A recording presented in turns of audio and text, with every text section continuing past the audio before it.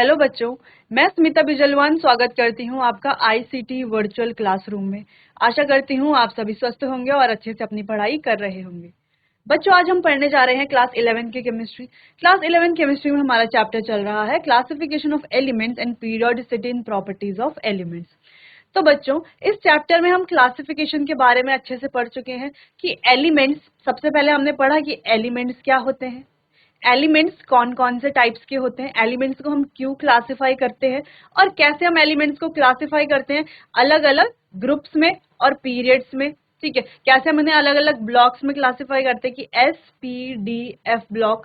ठीक है, फिर हम पढ़ रहे थे पीरियोडिक ट्रेंड्स, यानी कि जो हमारे एलिमेंट्स है उनका ट्रेंड्स क्या है, जैसे कि एटॉमिक साइज में, ठीक, दूसरी चीज न्यूक्लियर चार्ज में, वैसे ही हम आयनाइजेशन एनर्जी में। ठीक, तो ये हम पढ़ रहे थे, इसी को हम आज कंटिन्यू करेंगे और एक बार हम देख लेंगे कि हमने अपने प्रीवियस लेक्चर में कौन कौन से टॉपिक कवर कर लिए हैं, उनको भी एक बार रिवाइज कर लेंगे। तो सबसे पहले हमने पीरियोडिक क्लासिफिकेशन ऑफ एलिमेंट्स के बारे में पढ़ा था कि कैसे अलग अलग केमिस्ट आए और उन्होंने अलग अलग क्लासिफिकेशन दिया था, उनके क्या क्या एडवांटेजेस थे और क्या क्या डिसएडवांटेजेस थे, जिस वजह से उनको आगे कंटिन्यू नहीं किया गया। ठीक, फिर आया हमारा मॉडर्न पीरियोडिक लॉ। अब मॉडर्न पीरियोडिक लॉ क्या होता है, फिर हमने इसके बारे में पढ़ा कैसे जो है जो मॉडर्न पीरियोडिक टेबल है जिसको हम अभी तक स्टडी कर रहे हैं, अभी तक हम कौन सी पीरियोडिक टेबल को स्टडी कर रहे हैं, मॉडर्न पीरियोडिक टेबल को। तो ये मॉडर्न पीरियोडिक टेबल क्या होती है, इसके क्या क्या कैरेक्टरिस्टिक्स हैं, ये हमने पढ़ लिए थे बच्चों। फिर हमने इसके कंपोनेंट्स के बारे में पढ़ा कि कितने ग्रुप्स इसमें होते हैं, कितने पीरियड्स होते हैं, कौन से ग्रुप में कौन कौन से एलिमेंट्स होते हैं, कौन सी फैमिलीज होती है, कौन से पीरियड में कौन कौन से एलिमेंट्स होते हैं, कौन सा पीरियड जो है वो शॉर्टेस्ट पीरियड होता है, कौन सा पीरियड लॉन्गेस्ट पीरियड होता है, ये हमने अच्छे से पढ़ लिया था। फिर बच्चों हमने पढ़ा था कि मॉडर्न पीरियडिक टेबल में भी कुछ डिफेक्ट्स हैं, उनके बारे में हमने पढ़ा था कि क्या क्या डिफेक्ट्स हैं।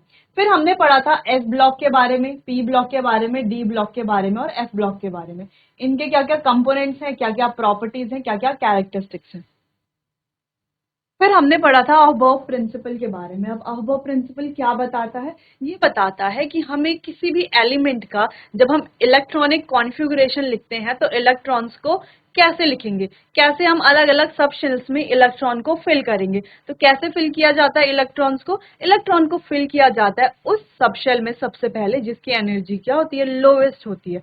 तो इस तरीके से हमारा कुछ एनर्जी लेवल डायग्राम होता है जिसके अकॉर्डिंग हम क्या करते हैं, इलेक्ट्रॉन्स की फिलिंग करते हैं। फिर हमने इसका एक शॉर्ट फॉर्मूला भी पढ़ा था, एक शॉर्ट ट्रिक भी पढ़ी थी जिससे हम क्या कर सकते हैं, ये सारे याद कर सकते हैं इजीली और कोई भी इलेक्ट्रॉनिक कॉन्फ़िगरेशन लिख सकते हैं। तो उससे रिलेटेड हमने कुछ क्वेश्चंस भी किए थे।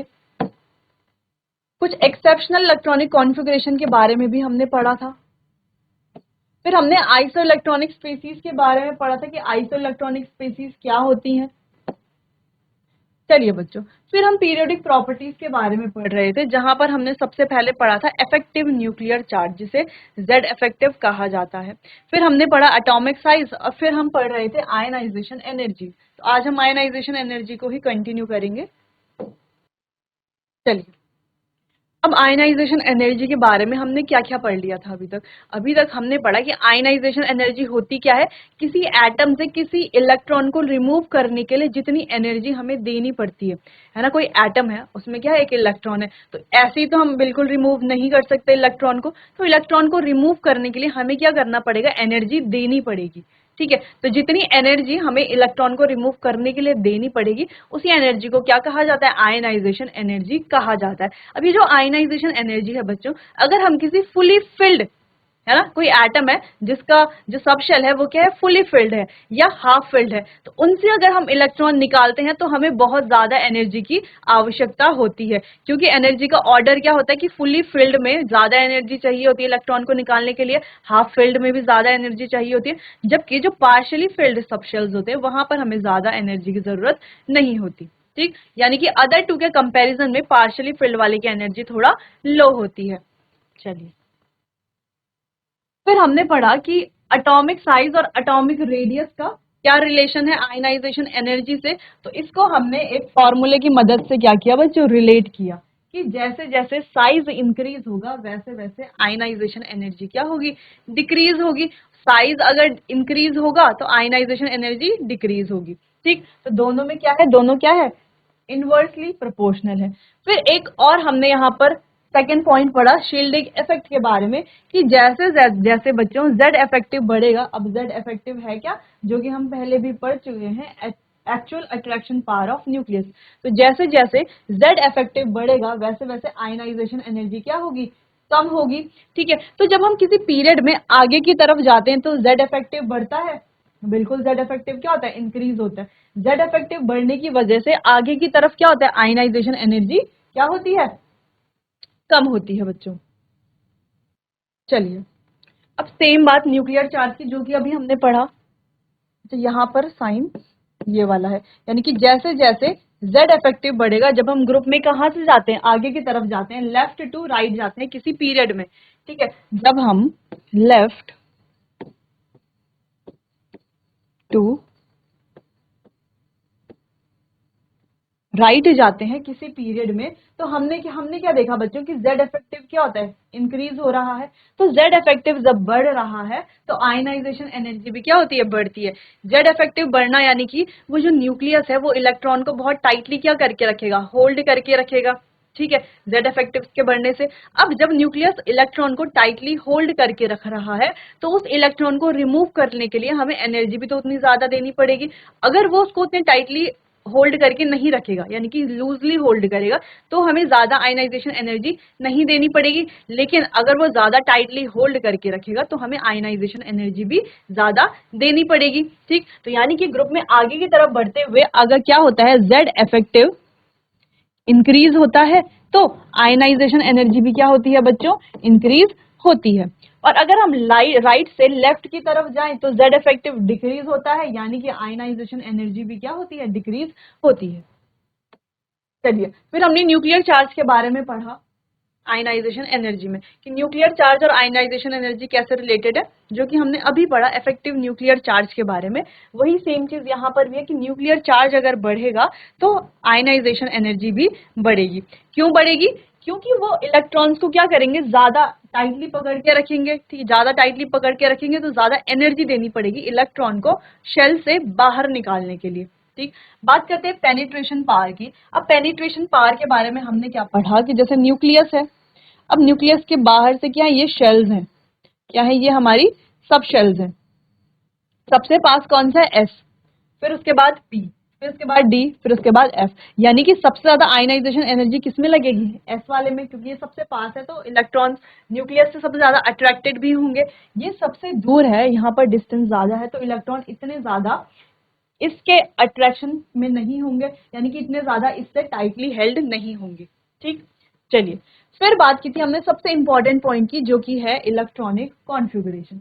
अब यहाँ पर हमने क्या पढ़ा बच्चों कि जो फुली फिल्ड ऑर्बिटल है और हाफ फिल्ड ऑर्बिटल है, और हम बात करते हैं जो हमारा पार्शियली फिल्ड ऑर्बिटल है, तो तीनों में क्या डिफरेंस है। देखो, फुली फिल्ड में तो इलेक्ट्रॉन्स क्या है, पूरे तरीके से फिल है ये ऑर्बिटल। ठीक, हाफ फिल्ड में ये क्या है, हाफ फिल्ड है। और पार्शियली फिल्ड में यानी कि अगर 3 है तो इसमें 4 भी हो सकते हैं इलेक्ट्रॉन, 5 भी हो सकते हैं। ठीक है, 6 नहीं हो सकते क्योंकि 6 हो जाएंगे तो ये फुली फिल्ड हो जाएगा, और 3 भी नहीं हो सकते क्योंकि 3 होंगे तो ये क्या होगा, पार्शियली हाफ फिल्ड हो जाएगा। ठीक, तो हमने क्या कहा कि जो फुली फिल्ड वाला हमारा क्या है, सब शेल है, इसकी आयनाइजेशन एनर्जी क्या है, सबसे ज्यादा है। उसके बाद हाफ फिल्ड वाले की आयनाइजेशन एनर्जी है, फिर पार्शियली फिल्ड वाले की आयनाइजेशन एनर्जी सबसे कम है। ठीक है, चलिए, तो यहां तक तो हो चुके थे हमारे पॉइंट्स कंप्लीट। अब आगे बढ़ते हैं बच्चों। नेक्स्ट है वेरिएशन ऑफ आयनाइजेशन एनर्जी। अब आयनाइजेशन एनर्जी का किसी ग्रुप में या पीरियड में कैसे वेरिएशन होता है, यानी कि जब हम ग्रुप में लेफ्ट से राइट की तरफ बढ़ते हैं तो आयनाइजेशन एनर्जी क्या होती है, बढ़ती है या कम होती है। और वहीं अगर हम किसी ग्रुप में टॉप से बॉटम की तरफ जाते हैं तो आयनाइजेशन एनर्जी बढ़ती है या कम होती है, यही हमें यहाँ पर पढ़ना है। चलिए, तो ionization energy of an element generally increases from left to right, यानी कि यहाँ पर सिंपल सा कहा जा रहा है कि जब हम लेफ्ट से राइट की तरफ जाते हैं एक सेम पीरियड में, एक सेम पीरियड की बात कर रहे हैं, अगर हम लेफ्ट से राइट की तरफ जाते हैं तो आयनाइजेशन एनर्जी क्या होती है, जनरली इंक्रीज होती है। ठीक, and become maximum in a zero group. और जीरो ग्रुप जो होता है उसमें क्या बन जाती है, मैक्सिमम हो जाती है, यानी कि सबसे ज्यादा हो जाती है। Because of gradually decrease in size and increase in nuclear charge from left to right. क्यों? क्योंकि डिक्रीज इन साइज, साइज में कमी होने की वजह से, और इंक्रीज इन न्यूक्लियर चार्ज, और न्यूक्लियर चार्ज बढ़ने की वजह से। ठीक है, कहां से? लेफ्ट से राइट में। यानी कि जब हम किसी ग्रुप में सॉरी किसी पीरियड में क्या करते हैं, लेफ्ट से किसकी तरफ जाते हैं, राइट की तरफ जाते हैं, तो हम क्या क्या हम देखते हैं कि यहां पर क्या क्या होता है बच्चों। जो Z इफेक्टिव है, यानी कि जो न्यूक्लियर चार्ज है, या हम कहते हैं कि इफेक्टिव न्यूक्लियर चार्ज, या हम कह सकते हैं कि actual attraction power of nucleus. तो न्यूक्लियस जो Z इफेक्टिव है, जब हम लेफ्ट से राइट की तरफ जाते हैं तो Z इफेक्टिव बढ़ता है। Z इफेक्टिव के बढ़ने से क्या होता है, साइज क्या हो जाता है, कम हो जाता है। ठीक है, क्यों? जैसे कि हमने कहा कि कोई एटम है, इसमें क्या है, इलेक्ट्रॉन्स हैं। ठीक है, अब जैसे जैसे क्या करते हैं, न्यूक्लियस की पावर बढ़ेगी अगर, तो इलेक्ट्रॉन इससे अट्रैक्ट होंगे, है ना। जैसे जैसे न्यूक्लियस की पावर बढ़ेगी तो इलेक्ट्रॉन को क्या करेगा, अट्रैक्ट करेगा। अट्रैक्ट करेगा तो न्यूक्लियस क्या करेंगे, इसके पास आएंगे, है ना, इससे क्लोज आएंगे, और उनका साइज क्या हो जाएगा, छोटा हो जाएगा। क्या हो जाएगा, एटम का साइज छोटा हो जाएगा। वहीं अगर ये यहाँ पर चार्ज ज्यादा ना हो, है ना, जो जेड इफेक्टिव है वो ज्यादा ना हो, तो इलेक्ट्रॉन क्या होंगे, पास क्यों आएंगे, फिर तो इलेक्ट्रॉन दूर दूर रहेंगे, दूर दूर रहेंगे, जिससे साइज क्या होगा, बढ़ेगा, साइज कम नहीं होगा। ठीक, तो जेड इफेक्टिव अगर ज्यादा है तो साइज क्या हो जाता है, कम हो जाता है। ठीक, वही जेड इफेक्टिव अगर ज्यादा है तो इलेक्ट्रॉन्स को ज्यादा टाइटली होल्ड करके रखेगा, जिस वजह से इलेक्ट्रॉन को उस शेल से रिमूव करने के लिए ज्यादा एनर्जी देनी पड़ेगी। इसीलिए बच्चों यहाँ पर जो आयनाइजेशन एनर्जी है, जिसे आयनाइजेशन पोटेंशियल भी कहा जाता है, वो क्या होती है, इंक्रीज होती है लेफ्ट से राइट जाने में। तो आपको एग्जाम में जो भी क्वेश्चन दिखेंगे तो आपको लेफ्ट से राइट में दिखेंगे। अगर कोई पीरियड दिख रहा है तो आपको क्या करना है कि आयनाइजेशन एनर्जी डिक्रीज हो रही है, और आप ऑर्डर भी आसानी से लगा सकते हैं, पहली बात। और कुछ यहाँ पर क्या होते हैं बच्चों, एक्सेप्शनल केसेस होते हैं, यानी कुछ अपवाद होते हैं, हर जगह होते हैं, तो वो अपवाद हम यहाँ पर पढ़ेंगे। ठीक, चलिए चलिए, ऑल्दो आयनाइजेशन एनर्जी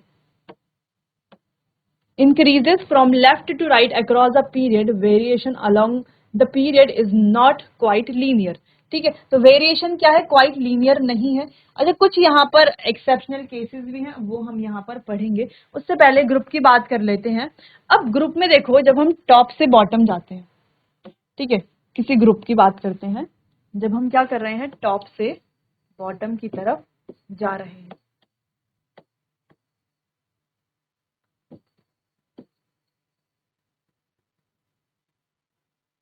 ठीक है, टॉप से बॉटम की तरफ जा रहे हैं, तो जब हम टॉप से बॉटम की तरफ आते हैं तो हम क्या देखते हैं कि साइज क्या होता है बच्चों, साइज बढ़ता है। जब हम टॉप से बॉटम की तरफ आ रहे हैं तो एटम का साइज क्या होता है, बढ़ता है। ये हमने एटॉमिक साइज में पढ़ लिया है। अब साइज जब बढ़ता है तो आयनाइजेशन एनर्जी क्या होगी, टॉप से बॉटम आने में कम होगी, डिक्रीज होगी। ठीक, तो जनरली हम क्या कह रहे हैं कि ionization energy decreases from top to bottom down a group, यानी कि टॉप से बॉटम आने में आयनाइजेशन एनर्जी जो है वो क्या हो जाती है, डिक्रीज हो जाती है। क्या हो जाती है, कम हो जाती है। क्यों हो जाती है कम, देखो, अब पहले भी हम पढ़ चुके हैं, एक बार और हम इसको देख लेते हैं कि अगर हमारे पास एक ये एटम है इस तरीके से, ठीक है, और यहाँ पर है हमारे पास दूसरा एटम। अब दोनों में डिफरेंस क्या है, दोनों में साइज का डिफरेंस है। यहाँ पर इलेक्ट्रॉन है और यहाँ पर इलेक्ट्रॉन है। अब हम कह रहे हैं कि हमें ये वाला इलेक्ट्रॉन इससे रिमूव करना है, ये वाला इलेक्ट्रॉन इससे रिमूव करना है। तो कहाँ से हम इजीली रिमूव कर पाएंगे इलेक्ट्रॉन को, कहाँ से कर पाएंगे, सोचिए, ए से कर पाएंगे या बी से कर पाएंगे। कहाँ से हम इलेक्ट्रॉन को इजीली रिमूव करेंगे, सोचिए इस बात को जरा। तो चलिए, तो कहाँ से इलेक्ट्रॉन इजीली रिमूव हो पाएगा, देखो, अब ये तो न्यूक्लियस के काफी पास में है ना, न्यूक्लियस के काफी पास में है, जिस वजह से न्यूक्लियस ने इसको अट्रैक्ट करके रखा होगा, है ना, इसको होल्ड करके रखा होगा अपने अट्रैक्शन पावर से। ठीक, अब डिस्टेंस की वजह से, किसकी वजह से, डिस्टेंस की वजह से क्या हो रहा है यहाँ पर, ये दोनों एक दूसरे के ज्यादा पास में है। कौन दोनों, ये पॉजिटिव चार्ज और ये इलेक्ट्रॉन। और इलेक्ट्रॉन में कौन सा चार्ज होता है, नेगेटिव चार्ज होता है, जिस वजह से पॉजिटिव नेगेटिव की वजह से ये आपस में क्या करते हैं, अट्रैक्ट करते हैं बच्चों। ठीक, तो अब अगर हमें इस इलेक्ट्रॉन को यहाँ से क्या निकालना है, बाहर निकालना है, तो हमें बहुत ज्यादा आयनाइजेशन एनर्जी देनी पड़ेगी। ठीक है, क्यों देनी पड़ेगी, जैसे कि हमने कहा हमारे एक हाथ में क्या चॉकलेट है और हम इसे टाइटली पकड़ रखा है इस चॉकलेट को।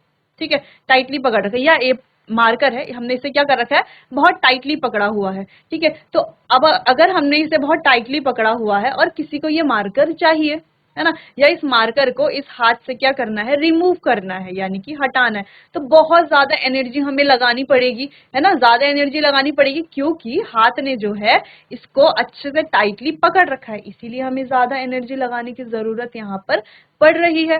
ठीक, तो वैसे ही यहाँ पर इस प्रोटॉन के साथ यहाँ पर क्या है, न्यूक्लियस है, प्रोटॉन्स है, यहाँ पर न्यूट्रॉन्स है। ठीक, इसने इस इलेक्ट्रॉन को क्या किया हुआ है, टाइटली हेल्ड किया हुआ है, तो इस इलेक्ट्रॉन को यहां से रिमूव करने के लिए हमें ज्यादा आयनाइजेशन एनर्जी की जरूरत पड़ती है, ज्यादा आयनाइजेशन एनर्जी यहाँ पर देनी पड़ती है। वहीं अगर हम इस इलेक्ट्रॉन की बात करें, इस प्रोटॉन के सॉरी इस एटम की बात करें, तो यहाँ पर देखो प्रोटॉन के और इलेक्ट्रॉन के बीच में काफी डिस्टेंस है, काफी डिस्टेंस है, तो ये दोनों के बीच में इतना ज्यादा अट्रैक्शन पावर नहीं है जितना ए के बीच में है ना, ए के बीच में जितना अट्रैक्शन पावर है उतना यहाँ पर इनके बीच में अट्रैक्शन नहीं है। ठीक है, यानी कि वही बात हो गई कि एक बार तो हमने टाइटली पकड़ा, अब हमने इस मार्कर को क्या बहुत लूजली पकड़ा हुआ है, बहुत टाइटली नहीं पकड़ा हुआ, बहुत लूजली पकड़ा हुआ है, तो किसी को अगर ये मार्कर मेरे हाथ से क्या करवाना है, रिमूव करवाना है, तो ज्यादा एनर्जी की जरूरत लगाने की जरूरत ही नहीं पड़ेगी, वो आसानी से खींच सकते हैं और मार्कर क्या हो जाएगा, यहाँ से रिमूव हो जाएगा। वैसे ही यहाँ पर ज्यादा आयनाइजेशन एनर्जी की जरूरत नहीं पड़ती, आयनाइजेशन एनर्जी कम से भी क्या हो जाता है, इलेक्ट्रॉन हम रिमूव करा सकते हैं। यानी कि साइज में क्या फर्क पड़ा, साइज होने से, है ना, साइज में डिफरेंस, ए और बी के साइज में डिफरेंस होने से क्या फर्क पड़ा, फर्क ये पड़ा कि यहाँ पर आयनाइजेशन एनर्जी क्या है, ज्यादा है, जहां पर साइज कम है, और जहां पर साइज ज्यादा है वहां पर आयनाइजेशन एनर्जी क्या है, कम है। ठीक है, तो सिंपल हमने कहा कि जब हम किसी ग्रुप में, है ना, ग्रुप की अगर हम बात करते हैं तो हम टॉप से बॉटम की तरफ जब जाते हैं किसी भी ग्रुप में, तो क्या होता है, साइज बढ़ता है, एटम का साइज क्या होता है, इंक्रीज होता है। और जब साइज बढ़ता है, जैसे हम फ्लोरीन, क्लोरीन, ब्रोमीन, आयोडीन की बात करें, तो जब हम ग्रुप में टॉप से बॉटम की तरफ जाते हैं, यानी कि फ्लोरीन, क्लोरीन, ब्रोमीन, आयोडीन की तरफ जाते हैं, तो साइज क्या होता है, इंक्रीज होता है। सबसे बड़ा साइज किसका होता है, आयोडीन का होता है। ठीक, यानी कि आयोडीन की जो आयनाइजेशन एनर्जी है वो सबसे कम होगी, यानी कि हम कह सकते हैं टॉप से बॉटम जाने पर साइज तो इंक्रीज होता है और आयनाइजेशन एनर्जी क्या होती है बच्चों, डिक्रीज होती है। सिंपल सिंपल सी बात थी। यही सिंपल सिंपल पॉइंट्स होते हैं जो हमें एक बार अगर समझ आ जाए तो पूरा टॉपिक अच्छे से समझ में आ जाता है। अगला, this is due to increasing atomic radii is much pronounce that of nuclear charge and electron experience less of nuclear attraction, क्योंकि वहां पर क्या है, न्यूक्लियर अट्रैक्शन कम है, इस वजह से भी। ठीक, दस आईपी यानी कि आयनाइजेशन पोटेंशियल, या इसको आयनाइजेशन एनर्जी आईई हम बोले। ठीक, decreasing in group on moving top to bottom, ये थी यहाँ की इंपॉर्टेंट लाइन। कौन सी लाइन की, दस आयनाइजेशन पोटेंशियल या ionization energy decreasing in group on moving top to bottom, यानी कि टॉप से बॉटम जाने पर ये जो आयनाइजेशन एनर्जी है ये क्या हो जाती है, डिक्रीज हो जाती है। तो जैसे हमने यहाँ पर लेफ्ट टू राइट का एक डायग्राम बनाया, वैसे यहाँ पर टॉप टू बॉटम का बना लेते हैं। ये है हमारा टॉप, ये है बॉटम। ठीक है, तो टॉप से बॉटम जाने पर क्या हो रहा है, साइज देखो, साइज की बात करें, साइज क्या हो रहा है, इंक्रीज हो रहा है, यानी कि आयनाइजेशन एनर्जी क्या होगी, डिक्रीज होगी। क्या होगी, आयनाइजेशन एनर्जी डिक्रीज होगी। तो बच्चों हमने पढ़ा है कि ये इंक्रीज का साइन होता है और ये डिक्रीज का साइन होता है। इसको हम ऐसे भी लिख सकते हैं, इंक्रीजेज, SES, और डिक्रीज को भी सेम ऐसे लिख सकते हैं, डिक्रीजेस, SES। ठीक है, चलो तो इतने पॉइंट्स पहले आपको ये नोट कर लेने हैं और साथ में हमने जो बनाया है ये आपको याद कर लेना। ये एक तरीके का फ्लो चार्ट हो सकता है, ठीक है, जिससे आप आसानी से इतना जो भी हमने ये पढ़ा है इसको हमने सिंपल सा एक लाइन में यहाँ पर बना दिया है। चलिए बच्चों, तो नोट कर लीजिए इसको, फिर आगे कंटिन्यू करेंगे।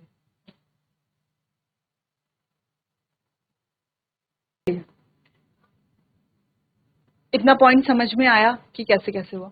अब यहाँ पर देखो, variation of ionization energy in periods and group in periodic table. अब पीरियोडिक टेबल में क्या है, देखो ऊपर की तरफ जाने पर आयनाइजेशन एनर्जी क्या हो रही है, इंक्रीज हो रही है, लेकिन नीचे की तरफ आने पर क्या होती है, डिक्रीज होती है, जो कि हमने पहले पढ़ा, तो कंफ्यूज मत होना। ठीक है, इधर की तरफ जाने पर क्या हो रही है, आयनाइजेशन एनर्जी इंक्रीज हो रही है, और इधर की तरफ जाने पर भी क्या हो रही है, इंक्रीज हो रही है, जो कि ये ऑर्डर तो हम पढ़ ही चुके हैं। अब मेन बात आती है, इनको क्वेश्चन में कैसे अप्लाई हम करेंगे।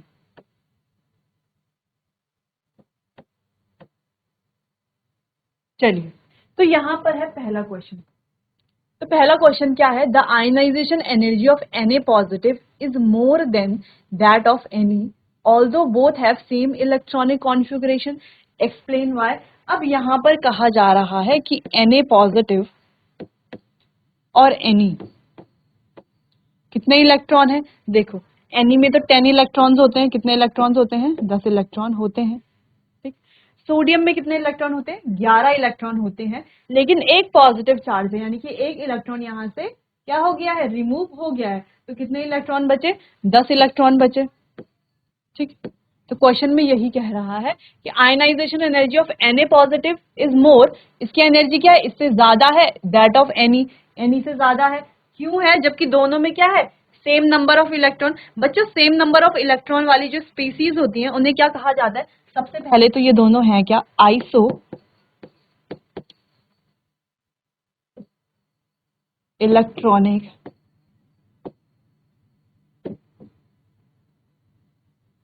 आइसो इलेक्ट्रॉनिक स्पीसीज है। ठीक है, अब ये दोनों आइसो इलेक्ट्रॉनिक स्पीसीज क्यों है, क्योंकि यहाँ पर सेम नंबर ऑफ इलेक्ट्रॉन है। समझ में आया, सोडियम में तो 11 इलेक्ट्रॉन होते हैं 11 इलेक्ट्रॉन, लेकिन यहाँ पर है Na पॉजिटिव।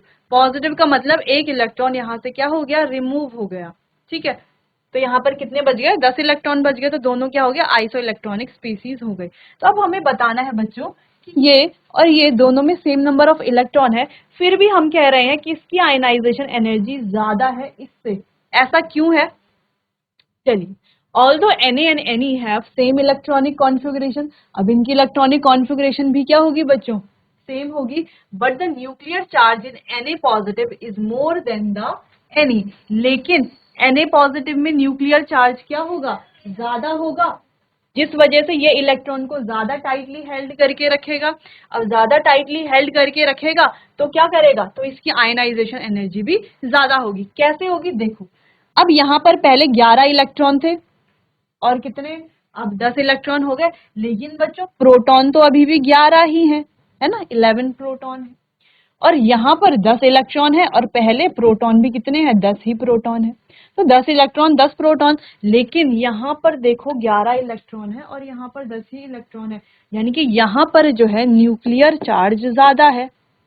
क्या है, न्यूक्लियर चार्ज क्या है, ज्यादा है। क्या है, यहाँ पर न्यूक्लियर चार्ज ज्यादा है। न्यूक्लियर चार्ज ज्यादा होने की वजह से ये क्या करेगा, ये जो 11 प्रोटॉन है ये 10 इलेक्ट्रॉन को टाइटली हेल्ड करके रखेंगे, जबकि यहाँ पर तो 10 ही प्रोटॉन है, 10 इलेक्ट्रॉन को टाइटली हेल्ड करके रखते हैं। हमें पता है नियॉन क्या होता है, स्टेबल होता है।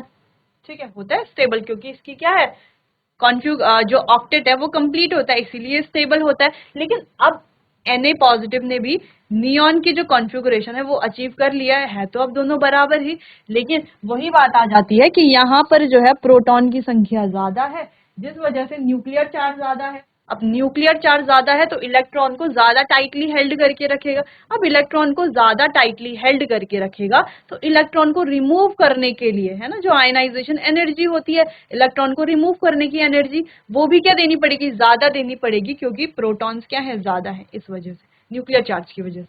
ठीक है, तो मेन पॉइंट यहाँ पर यही है, nuclear charge, hence the electrons are more tightly held in Na positive. तो इलेक्ट्रॉन्स क्या होंगे, टाइटली हेल्ड होंगे Na पॉजिटिव में, है ना, टाइटली न्यूक्लियस से क्या होंगे, अट्रैक्टेड होंगे।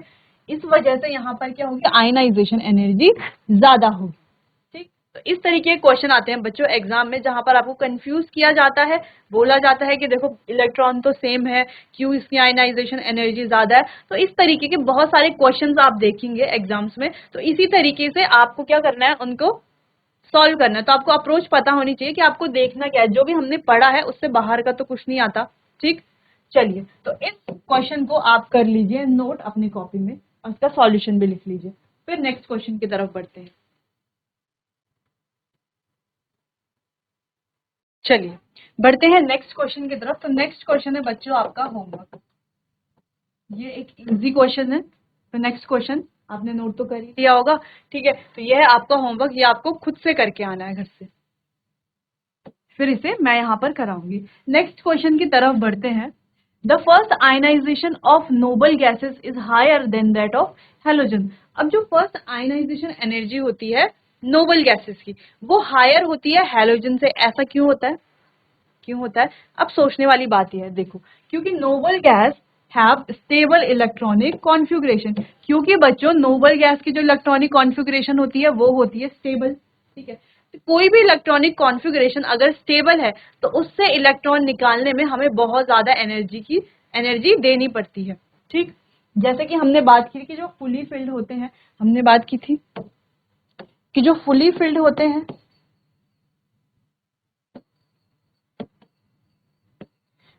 उनमें हमें ज्यादा आयनाइजेशन एनर्जी देनी पड़ती है इलेक्ट्रॉन रिमूव कराने के लिए। फिर जो हाफ फिल्ड होते हैं उनमें, फिर जो पार्शियली फिल्ड होते हैं,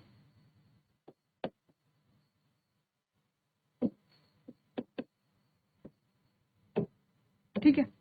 चलिए, so it is very difficult to remove the electron from the outermost orbit, ठीक है। तो इसीलिए इनके आउटर मोस्ट ऑर्बिट से इलेक्ट्रॉन रिमूव करने के लिए हमें बहुत ज्यादा एनर्जी देनी पड़ती है और इसलिए बहुत डिफिकल्ट होता है। Thus they have highest ionization energy. इस वजह से इनकी जो आयनाइजेशन एनर्जी, ये बहुत इंपॉर्टेंट पॉइंट है, इनकी जो आयनाइजेशन एनर्जी है वो क्या होती है, हाईएस्ट होती है, सबसे ज्यादा होती है, ठीक है। Whereas halogen have unstable electronic configuration, क्योंकि हेलोजन की तो अनस्टेबल इलेक्ट्रॉनिक कॉन्फ़िगरेशन है, कहीं पर पार्शियली फिल्ड है, कहीं पर कैसा है, ठीक है, unstable electronic configuration as compare to noble gas.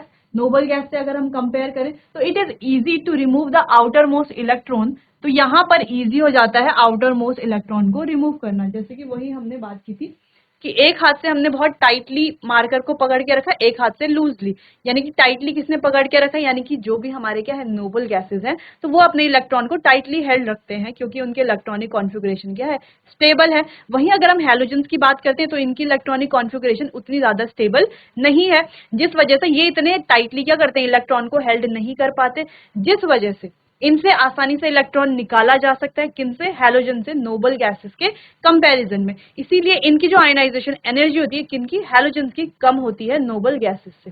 ठीक, चलिए बच्चों, तो ये भी एक बहुत इंपॉर्टेंट क्वेश्चन है, तो इसे आप नोट कर लीजिए। चलिए बच्चों, तो आज हमने आयनाइजेशन की एनर्जी के बारे में पढ़ा। लगभग ये टॉपिक हमारा कंप्लीट हो चुका है और इससे कुछ क्वेश्चंस भी हमने कर लिए। एक क्वेश्चन आपको होमवर्क में दिया गया है, वो आप करके लाइएगा, फिर यहाँ पर हम उसको दोबारा से करेंगे। चलिए बच्चों, तो आज के लिए बस इतना ही। मिलते हैं अपने आने वाले अगले सेशन में, तब तक के लिए आपका बहुत बहुत धन्यवाद।